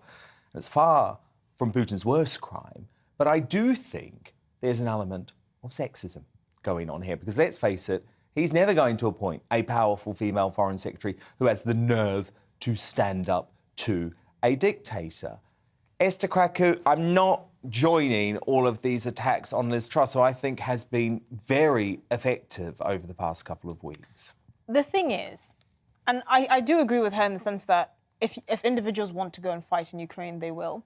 But there's clearly a disconnect between her as the politician and politics as we know it now. On the Home Secretary's website, it says you could actually be prosecuted if you go to Eastern Europe to fight. There's clearly a disconnect because she's saying what she thinks, which is fair enough, but there's also an understanding that international relations is basically a game of bringing home the bacon and securing your interests. If this was a war where... and she's a libertarian. Exactly. She's a libertarian. If this was a conflict where the interests were different, that's a completely absolutely, and I get that about that comment, but come on. When it comes to Putin trying to say the fact that our foreign secretary is targeting Russian oligarchs with a hit list, she's talking about financial sanctions. What this man is doing is, I think, trying to deflect a lot of hatred towards Liz Truss because she's a strong woman. She went to Moscow. She stood up to their despotic regime, and I think she's done the right thing. Yeah, I definitely think Putin is just deflecting here because it's clear that a comment by a foreign secretary in a different country is not enough for you to raise your nuclear alert. I'm not a fan of Liz Truss, I must say. I think she's highly unqualified for the job. However, this is clearly Putin just pushing, right? He is pushing where he doesn't have much ground to stand on. But Carol Malone, I mean, in this press conference, for example, she was called deaf and dumb by the Russian foreign minister. Okay. It is out and out sexism. Now, you can disagree. Well, it might be from them, but if we want to talk about Liz Truss as a politician in this country, I mean, I think her comment, I mean, the comment made from Russia about her being responsible for the nuclear weapons thing, nonsense, of course. But if you want to talk about what she's been doing in this country, you know, to say you can't be saying it's OK to send untrained civilians to fight in a war. One, because I don't think she thought that far. One, because it's, well, she should have. One, because it's against the law, and two, because it's not government policy. But more importantly, I mean, I think there's a massive... I've been watching Liz Truss before the invasion, and I think there was a massive amount of self-aggrandizement in everything that she did. This is a woman who wants to be the leader of the country and the Conservative Party. She actually fancies herself as leader, and we all know she's been having meetings with various people to say how much support there is for her.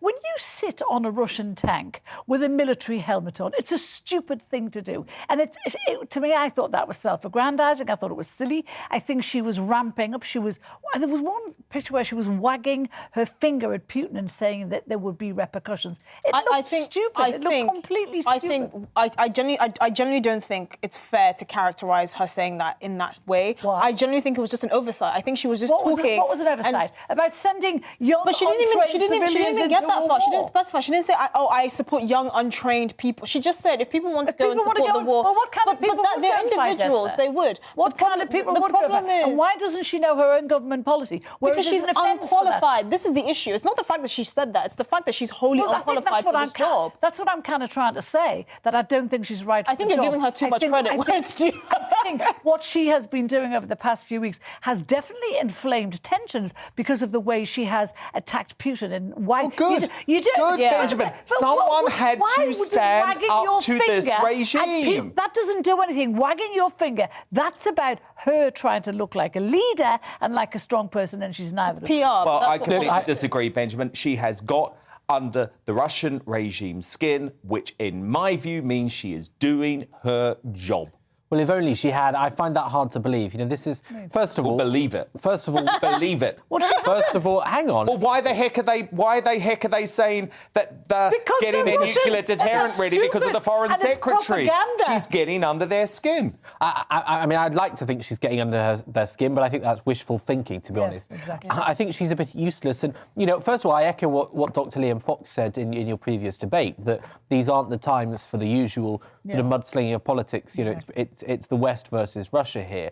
But the truth is that as a Brit, it makes me nervous that she's in this position. You know, when she can be flummoxed by Sophie Rayworth, I'm not convinced that she can take on the great dictators of the world with her mind. And she doesn't even know... People I speak to that are in, you know, the inner circle at the Foreign Office, the one or two people I know there, they don't speak that highly of her. They are nervous of her. And you know what? This is someone that's only a few weeks into the job. So, you know, frankly, to be vaguely reasonable, anybody would find this incredibly difficult. What I would do to have, you know, someone like William Hague or David Miliband now. When you have someone like Ben Wallace, our Defence Secretary, he's not acquitted himself in glory either. He said the other week, Putin's gone tonto. And he's done brilliantly. He's done brilliantly. I wish Ben Wallace was Foreign Secretary right now.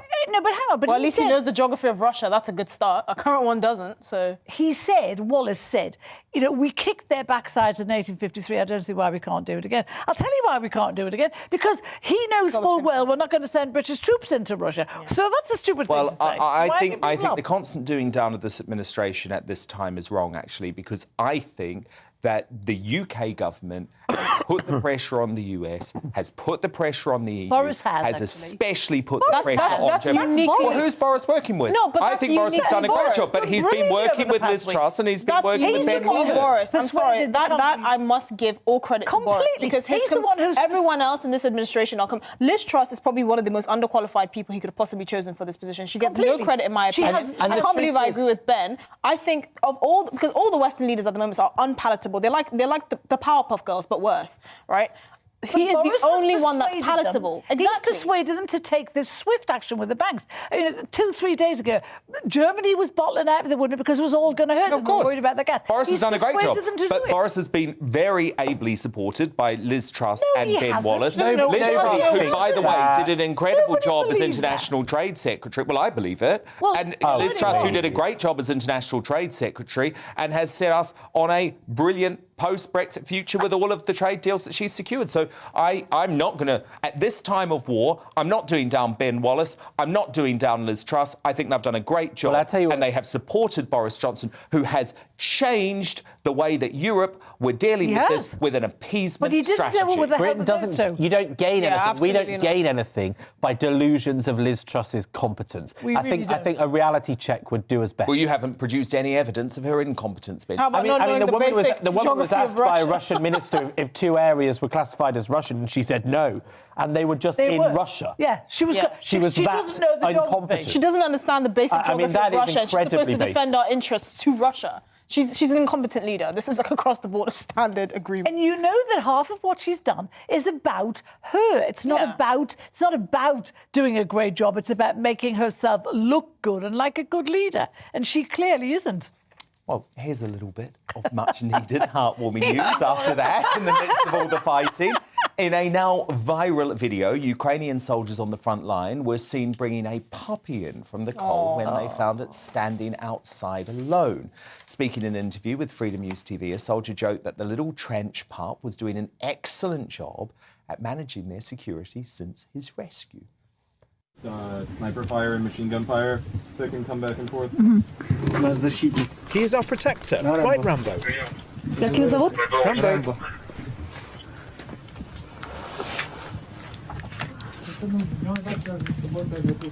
We felt sorry for him. It was freezing outside. We took him into our post and he stayed with us.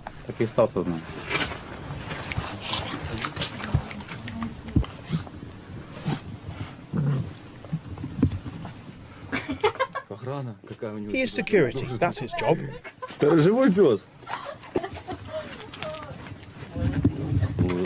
He's our watchdog.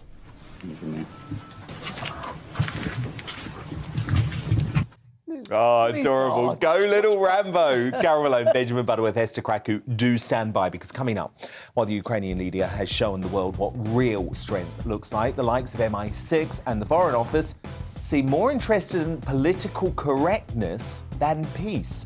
So is the West just too woke to win? I'll get my Superstar panel's thoughts on that as our Media Buzz continues. But next, the provocative Roy Chubby Brown fell victim to the woke crusade against laughter. He speaks out for the first time since being quite literally cancelled. That's straight after the break.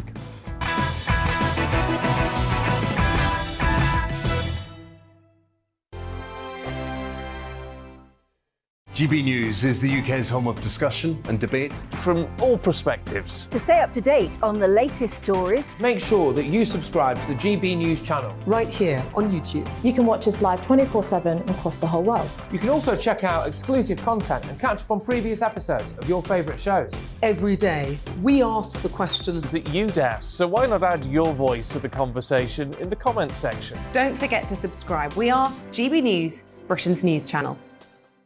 Every night at 11 on GB News, we bring you the next day's stories the day before. It's basically like time travel. If it's a big story, we'll cover it, guaranteed. But we'll also have some fun along the way. Big opinions, big laughs. Sometimes big hair. This is Headliners, the paper review show that won't send you to sleep like the others will. 11 p.m, 7 nights a week. Join us.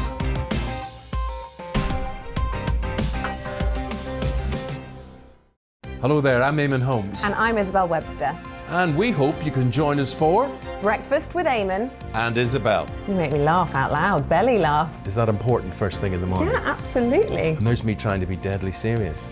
News is a serious business. Yeah, I have to rein you in sometimes. Well, it doesn't stop us laughing at it. It doesn't stop us having an opinion on what's going on. Yeah. And it certainly will not stop us reflecting what you think. Weekdays from 6 to 9:30 on GB News.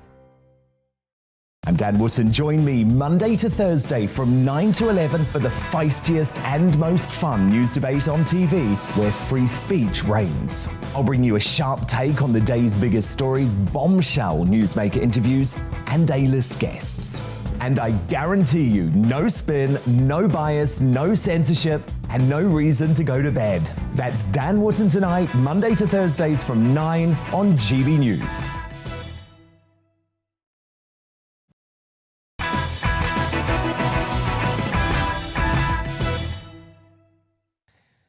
Welcome back. In the last few months alone, we've seen sour-faced lefties go after the likes of Dave Chappelle for joking about trans ideology and Jimmy Carr for his joke about the Holocaust.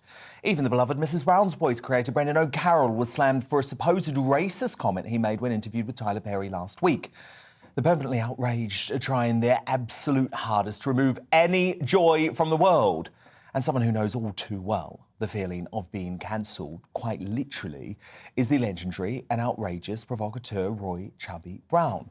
Last year, the controversial comedian who has fought against political correctness had his show at Sheffield City Hall cancelled following warring petitions from snowflakes and those of us who can take a joke. Ultimately, the local city trust, Labour, of course, complained they didn't feel the comedy legend reflected their values. Now, responding at the time, Brown, who previously had shows in Swansea and Rochdale Acts 2, insisted his act had one purpose and that is to put a smile on people's faces, certainly not to offend, which I'm sure all will agree is much needed in these present times. That's why he's been beloved for 6 decades, and why I'm refusing to let another great British comedy icon be erased from our cultural history. Well, Roy Chubby Brown joins me now in his first interview since the woke mob mobilised to cancel him. Roy, it is just extraordinary, isn't it, that we can't just laugh these days. We can't just bloody laugh. Well, what's beyond me is the fact that I was doing Sheffield City Hall for 40 years, doing 2 nights a week, entertaining 3,000 people, and suddenly decide I'm not suitable anymore. Why wasn't I suitable for the last 40 years? That's what I want to know. But it's changed, hasn't it, Roy? I mean, it's changed. You look at your heroes, Ken Dodd, Bernard Manning. They would probably be cancelled in 2022 as well. Well, I can't understand what's going on in this world at the moment. Everything's just gone stupid. I hope I win the lottery and I can buy an island out to sea and put all these miserable bastards on it who don't know how to laugh and let them sulk each other to death because they're getting on my nerves. And all this stuff that's going on, binary, you're not a man or a woman. It doesn't make sense to me that you're just a person. You know, I'm the old school. You know, I'll be 78 next. I've been here around a long time, and so has blue comedy's been around a long time. In 1937, the likes of George Roby used to say, "This is harmless vulgarity. This is friendly smut. If you don't like it, don't come into the room," which is exactly what I've been doing since 1969. There's been posters up, if you're easily offended, please don't come into the room. And it's as simple as that. What's wrong with these people? They've just got nothing else better to do than mourn. And when I was told I was going to be talking to you, I thought, God. Well, that's what I don't understand, Roy, because no one is forcing someone to buy a Roy Chubby Brown ticket and forcing them to go and sit through your act. It's a choice, and we should be allowed to make that choice. Well, you know, there was a time a couple of years ago when things were, the headlines were all this, that, and the other way. You can't say this, you can't say that. And I was letting my fans down because I was sat at home thinking, well, what am I going to do? What am I going to say? Oh, I can't say that, I can't say this, I can't say the other. And then I was reading about things like only fools and horses being banned because I said, well, there's no nudity in it. There's no bad language in it. I know people from Peckham who said John Sullivan, the writer, got it right down to the white. He knew exactly what he was doing. It's like Jimmy Carr. Look at Jimmy Carr now. He's an established comedian who packs the leaders out from one end of Britain to the other. He's on mainstream television. That's all he... And I mean, he knows what he's doing. He knows what he can get away with and what he can't get away with. And to me, when I found out I was coming to talk to you, I thought, well, I don't know what's happened. I'll go on Netflix and watch him. Now, to me, he's sort of like a Jehovah's Witness with a funny laugh. He's got some great material, fantastic material. And I thought to myself, well, do you know, if Tommy Cooper told his jokes, nothing would be said. It's only because he's saying it in a suit, standing there like a bus clippy, oh, hello. And if it was cool, you wouldn't have said a word because funny men say funny things. Roy, was there a moment where you thought, OK, can I strip my act of jokes about women, race, gay people? Did you consider that? I did, actually. I'll be honest, I did. But the thing is, when people say to me, you're sexist, you're feminist, you're racist, I say, no, I'm not. I'm a jokist. I just tell jokes. Yeah. If you tell me a gag about a bloke with a glass eye, one arm and one leg who fell in a bucket of shit, and I thought it was funny, I would tell that joke on stage. That's what I do. I just tell jokes. And if I wanted to put the world's wrongs right, I'd have become a politician. That's what I would have done. And I said, oh, you can't do this, you can't do that. And I would process like most other people would. But the thing is, if you can't laugh, God, you must be a miserable get. The sad thing is, Roy, that it seems to be Labour Party areas that are really pushing this drive to cancel you. Now, obviously, so many of your fans are working class, would have voted Labour for their entire life. But isn't this why, Roy, Labour lost so badly in the Red Wall at the last election? Because they seem to have lost touch with their base. Well, I look at it this way, that we had no trouble for years and years and years, and suddenly different people were taking over. You had all these college kids getting degrees, coming out and getting good jobs with the council, and then, you know, comedians are an easy target. They think, well, what can we do to get our name here in lights?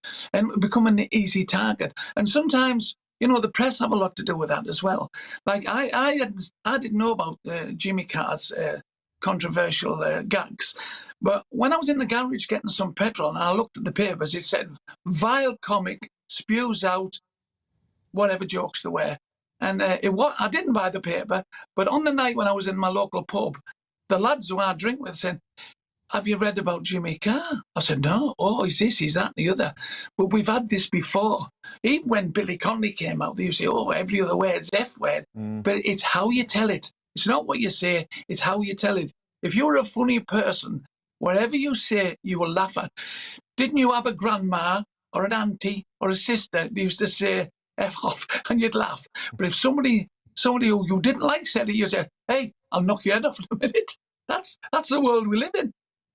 Yeah, and I guess the point that you're making is that if you decontextualise jokes and you put them in black and white in a newspaper, they might look a bit bad. But if you're part of the show and you're experiencing them in context, it's quite a different thing. I think Ricky Gervais has it right, though, Roy Chubby Brown. He doesn't give a damn. He does not give a damn. And he says comedy is there to offend and no one is going to tell Ricky Gervais to be woke. Well, there's a few things I'll think about. The thing is, like, double yellow lines. If you're not allowed to park on double yellow lines, that means all of us, fat, thin, tall, small, black, white, yellow, green, you're not allowed to park there.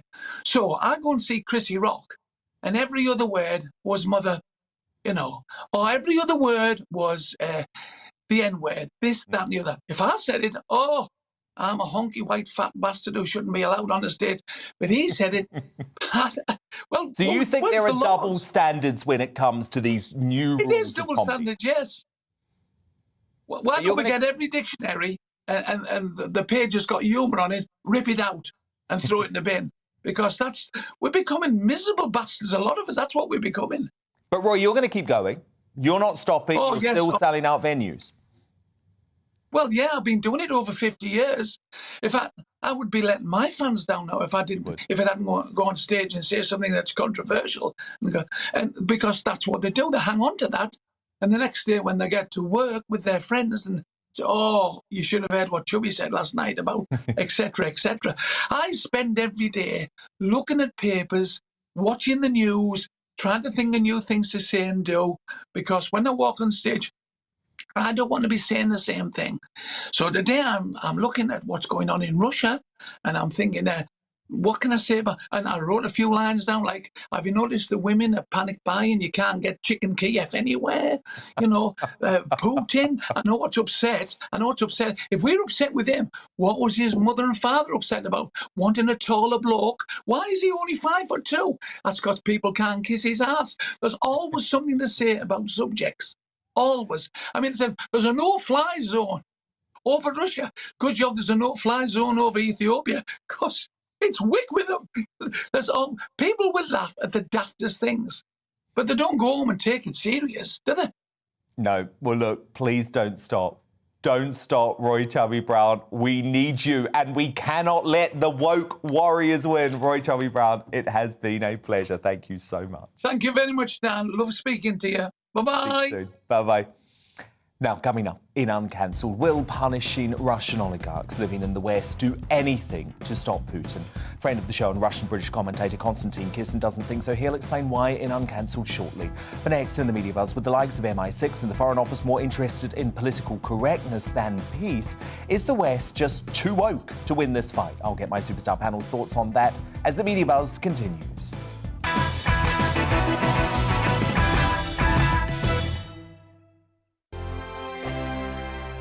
GB News is the UK's home of discussion and debate. From all perspectives. To stay up to date on the latest stories, Make sure that you subscribe to the GB News channel. right here on YouTube. You can watch us live 24/7 across the whole world. You can also check out exclusive content and catch up on previous episodes of your favourite shows. Every day, we ask the questions That you'd ask, so why not add your voice to the conversation in the comments section? Don't forget to subscribe. We are GB News, Britain's news channel. Every night at 11 on GB News, we bring you the next day's stories the day before. It's basically like time travel. If it's a big story, we'll cover it, guaranteed. But we'll also have some fun along the way. Big opinions, big laughs. Sometimes big hair. This is Headliners, the paper review show that won't send you to sleep like the others will. 11 p.m, 7 nights a week. Join us.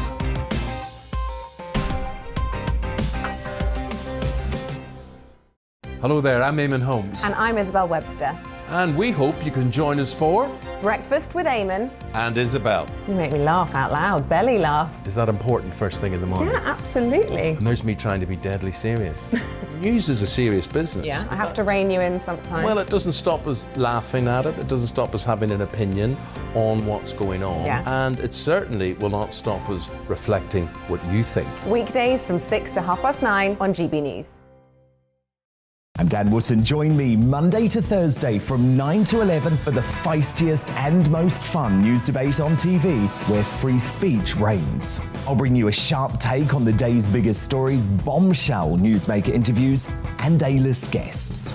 And I guarantee you, no spin, no bias, no censorship, and no reason to go to bed. That's Dan Wootton tonight, Monday to Thursdays from 9 on GB News.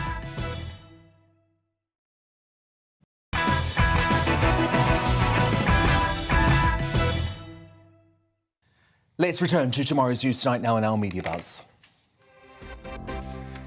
Lots of front pages have just been delivered. They are all pretty shocking, as you'd expect. The Eye. Putin bombs civilians following Russia's failure to seize Ukraine's biggest cities by land warfare. The Russian president has changed tactics and increased rocket strikes in residential areas. Dozens were killed by the bombings and hundreds also wounded. The Daily Telegraph lead with the horrifying story of a 6-year-old girl killed by a Russian missile in Ukraine.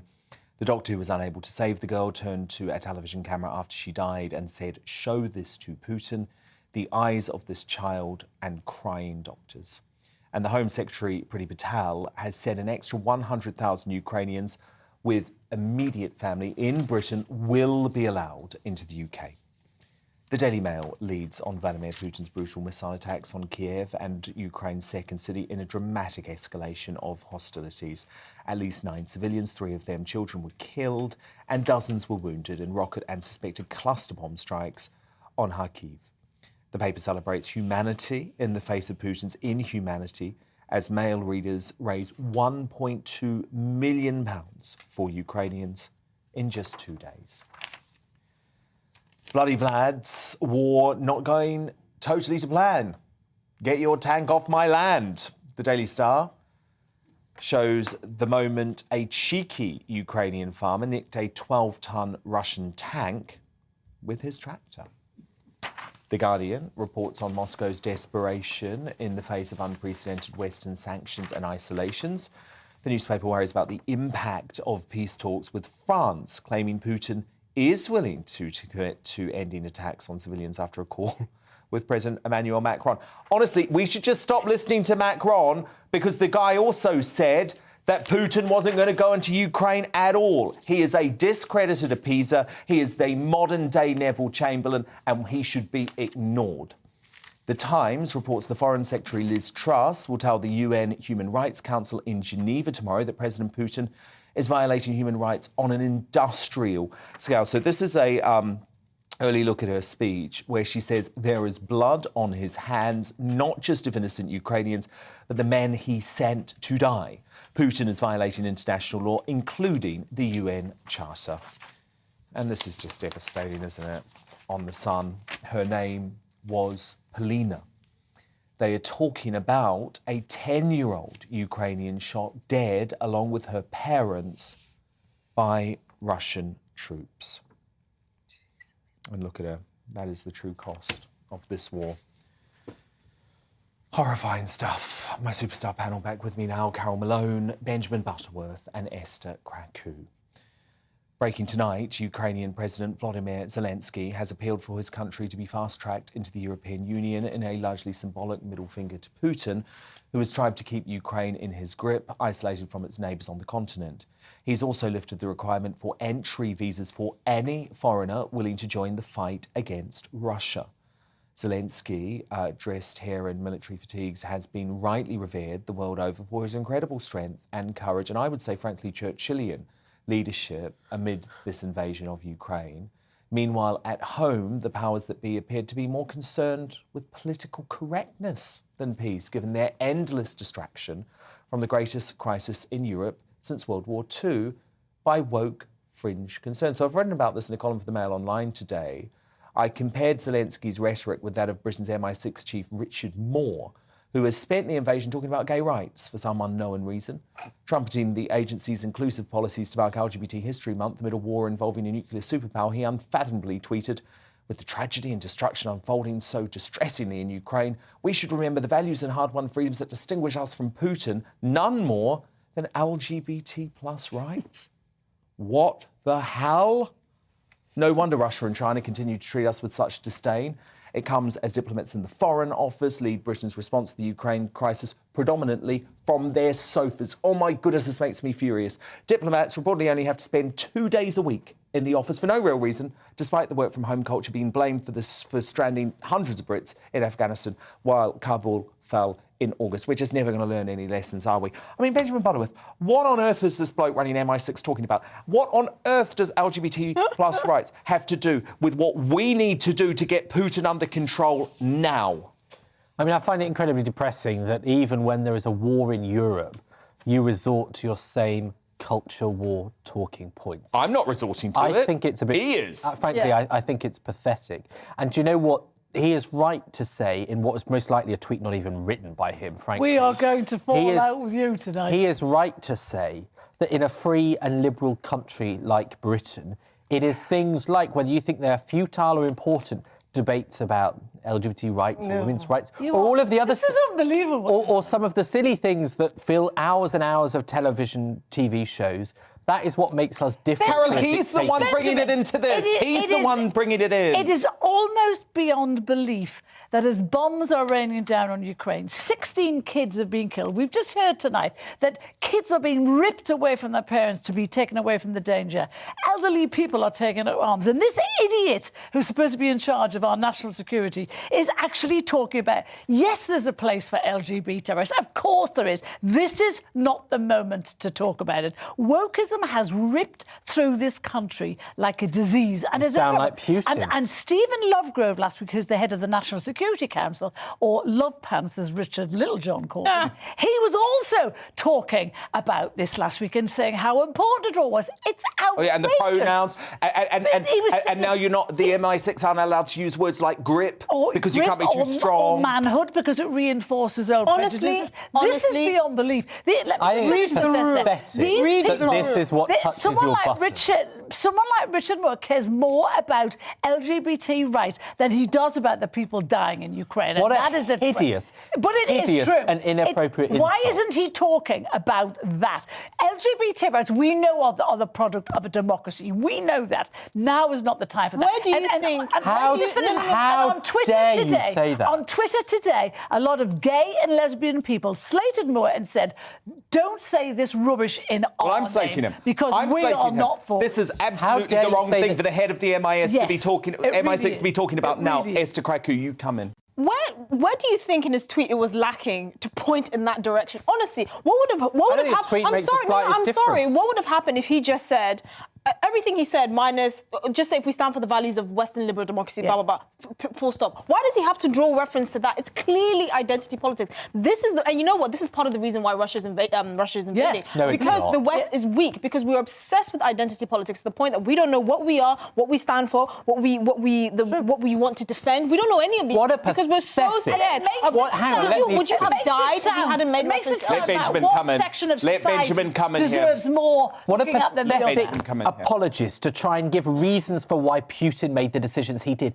He didn't. It's not just Esther saying it, to be I'm fair. talking now, Carol. Who cares? He didn't make It's those. not just Esther he didn't saying make decisions about invading Ukraine because British newspapers and TV shows have questions about transgender people or any of the other sometimes silly, sometimes important questions we have.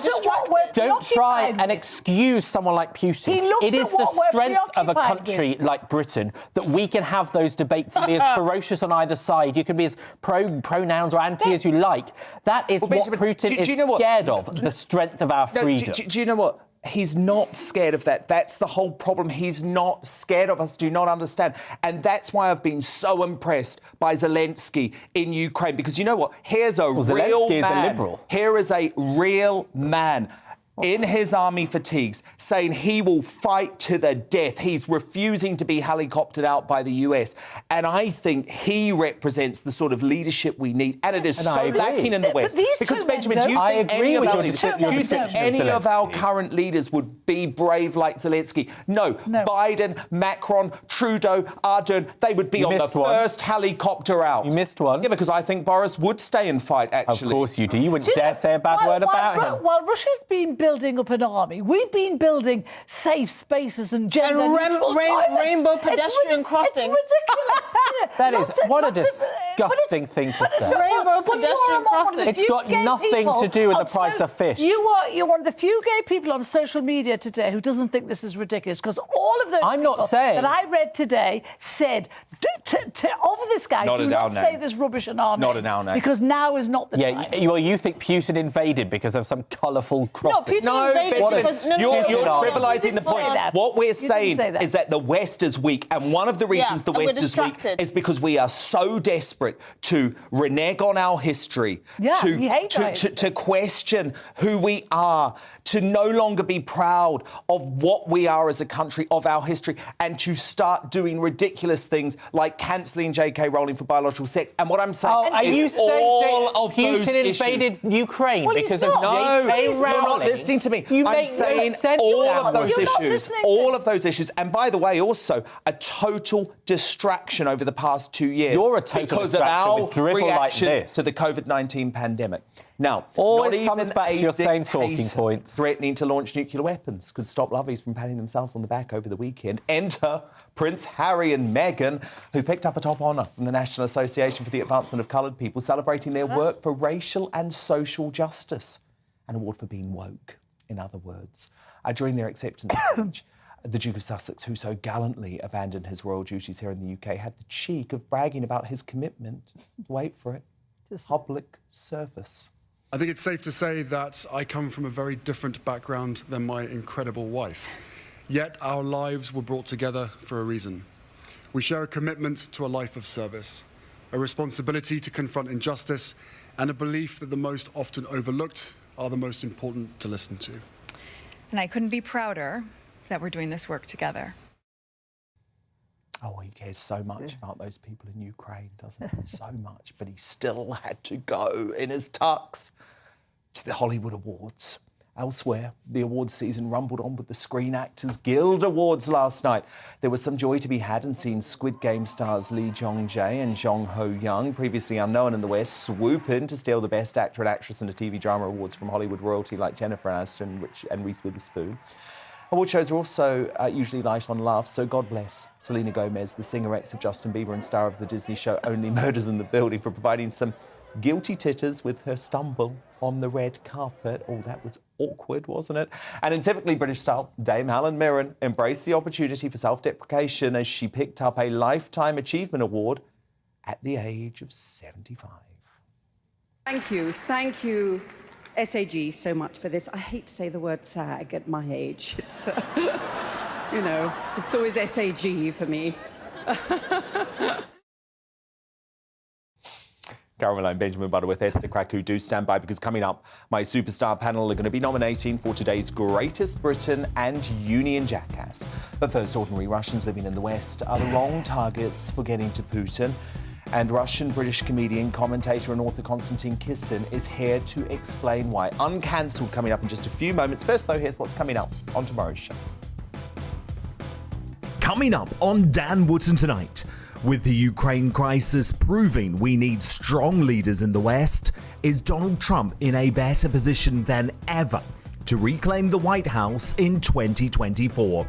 Fresh from CPAC, Nigel Farage weighs in.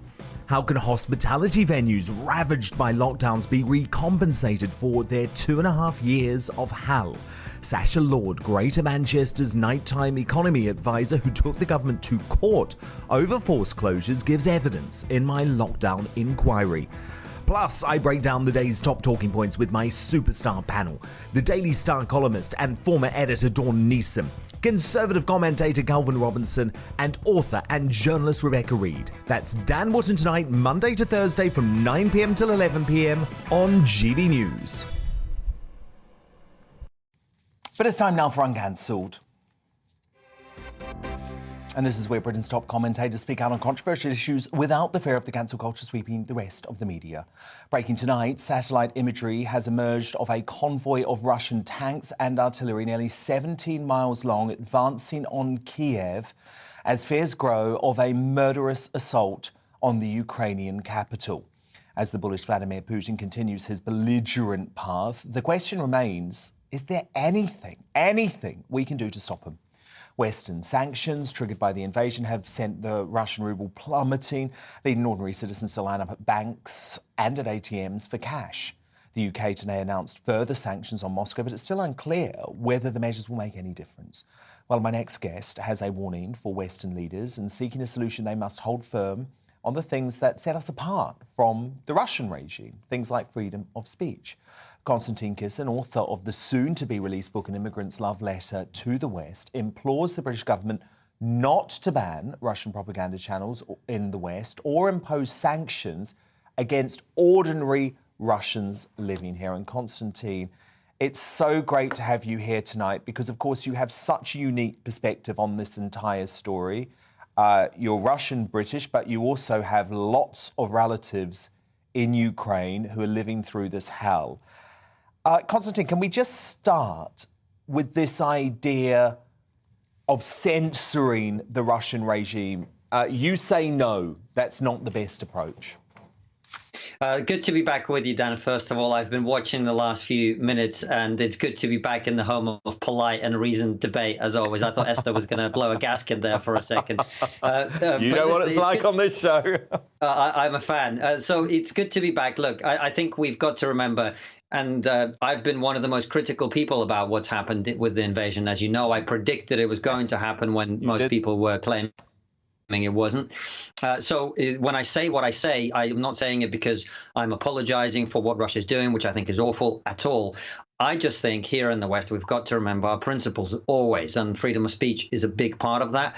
I think we can let people see what Russia today is putting out and provide the right information alongside it or next to it. People can watch what they want and make up their own mind. That's always been how we do things, and I think that's the right way to do it. As for punishing Russians, I mean, the one thing that doesn't make any sense is most Russians who are in the West are not fans of Vladimir Putin. In fact, most of them are critics of Vladimir Putin. That's why they're in the West, Dan, right? So if you think that sending critics of Vladimir Putin back to Moscow is a way of punishing Vladimir Putin, I mean, that is an idea so stupid only an MP could have thought of it. No, absolutely understand. Let's take a look at this at a macro level, Constantine, because you have written some fascinating Twitter threads, which I actually recommend people go and read for themselves because it gives a lot of context to what's going on. But essentially, your argument, and by the way, I was one of the people on this channel saying there's no good trying to appease Putin, and your point is there's nothing we could have done to stop him. You compare Russia to a hungry wolf when it comes to wanting extra territory. Well, yes, I wouldn't say there was nothing we could have done. I also wouldn't think that there's nothing Ukraine could have done. There are lots of things that could have been done to avoid it, but that's all water under the bridge. We have to deal with the situation as it is now. And first of all, I saw that you were covering the newspapers headlines for tomorrow. As I say, I'm just going to make this proviso again. I'm very critical of what is happening in Ukraine. I think it's awful and completely wrong. But remember, Dan, there is a fog of war going on. There's informational warfare. Many of the things that have come out of Ukraine, whether that's achievements of the Ukrainian military or atrocities, have later turned out to not be entirely what's happened. So I would caution people about believing propaganda from either side. This is what happens in war. People are going to put out a particular narrative that suits them. So let's just be careful about that. But obviously what's happening in Ukraine is awful.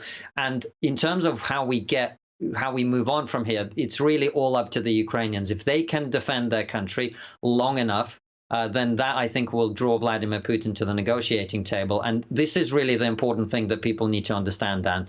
The way things have gone down for Vladimir Putin, this is now existential. There is no cozy retirement on the Black Coast for him. There is no being a respected member of the international community anymore. He knows that. And if we put him into a corner, only God knows what could happen. So what we have to do is what they call in military terms a golden bridge. There has to be some negotiation where he feels like he's got a way out. He can save face. That is how we avoid some very, very terrible things happening in the future. So we've got to negotiate. Well, it's not so much us, it's the Ukrainians. As I say, the Ukrainians have to show the Russian military that they're not going to give up. They have to defend their country. We in the UK are doing a lot, and other countries are doing finally enough in terms of supporting their military with weaponry, etc. So that is part of it. The sanctions, I don't think the Russians expected to be as harsh or as immediate as they have been. And some of the other repercussions, I don't think they saw coming in this way. So they're going to be on the ropes. And as I say, the most important thing is they don't feel like they've got no way out. There's got to be a negotiated settlement of some kind. It may mean that Russia ends up taking the two so-called breakaway regions, which it already has control of. It may mean that we accept the fact that Crimea is never going to come back. You know, speaking to people in Ukraine, I don't think anyone was particularly keen to get those parts of the country back anyway, because they were quite destabilizing in terms of how the country is configured. So that will be part of it. And on the other hand, we have to make sure that those negotiations result in permanent security guarantees for Ukraine, so that Ukraine doesn't fear that this is going to happen again 2 years from now, when, as you rightly say, Dan, the West has been very, very distracted. We've been focusing on completely the wrong things that you were hinting at. We've been weakening ourselves internally. We've been engaging in all sorts of pointless discord and disagreement over things that don't matter. And that is why Vladimir Putin has taken this opportunity to deal with the situation. So we've got to make sure that we are strong, we're capable, etc. Fascinating analysis. And of course, Constantine has recorded a special trigonometry podcast about all of this as well. And Constantine, I hope you'll keep coming back over the next few weeks, because we need your wisdom on this. Constantine, thank you so much. But it's time now to reveal today's greatest Briton and Union jackass. Superstar panel back with me, Carol Malone. Who's your greatest Brit? Right, mine is all the men and women in the British media who are out there in Ukraine facing all the dangers the Ukrainian people are. Their words, their pictures have made us see what it's like, and they've made us all think, and they've made us all act. They get a bad time, the British media, but this they deserve praise. Benjamin Butterworth, your nominee. Well, for 1 week only, I think we should stretch it beyond a born Briton to President Zelensky, a man who holds the values that we do dearly and is doing. And Esther Kraku, your nominee. My nominee is J.K. Rowling, because even though with all her money and all the clout, she could just run away and hide under a rock, especially after the jab by the New York Times last week, she is still standing strong and standing to her. OK, well, I'm going to go for the Zelensky, obviously, because he has been the international man of the day. Carol Malone, very quickly, your Union jackass nominee. Mine is Abramovich, owner of Chelsea Football Club. He put out a statement this week about the invasion. What he did not do was to condemn it. He should be ashamed of himself. Benjamin Butterworth, your nominee. Priti Patel, because the Home Office shouldn't be waving flags, it should be waving visas. And I think we've got a little clip for your nominee, Esther. Annalyn McCord. Dear President Vladimir Putin, I'm so sorry that I was not your mother. All great choices, but I'm going to go with Roman Abramovich, Carol Malone, Esther Kraku, Benjamin Butterworth, fabulous superstar panel this Monday night. I'll be back again tomorrow night at 9 p.m. Thank you for your company tonight. Headliners is next. Good night. Hello again, I'm Aidan McGiffin. It's turned into a damp and in some places rather wet afternoon, and that rain continues to move southeast through the rest of the day, heavy at times before eventually clearing. It won't clear everywhere, it is slowing down as it approaches the southeast corner, but for much of the country, drier and clearer conditions are going to spread in from the north and the west. And for much of Scotland, Northern Ireland, a few showers at first, at least. But the rain, by this stage, into the evening and early hours of Tuesday, is beginning to stall across East Anglia and the southeast. Light outbreaks of rain and drizzle here, but with enough cloud cover in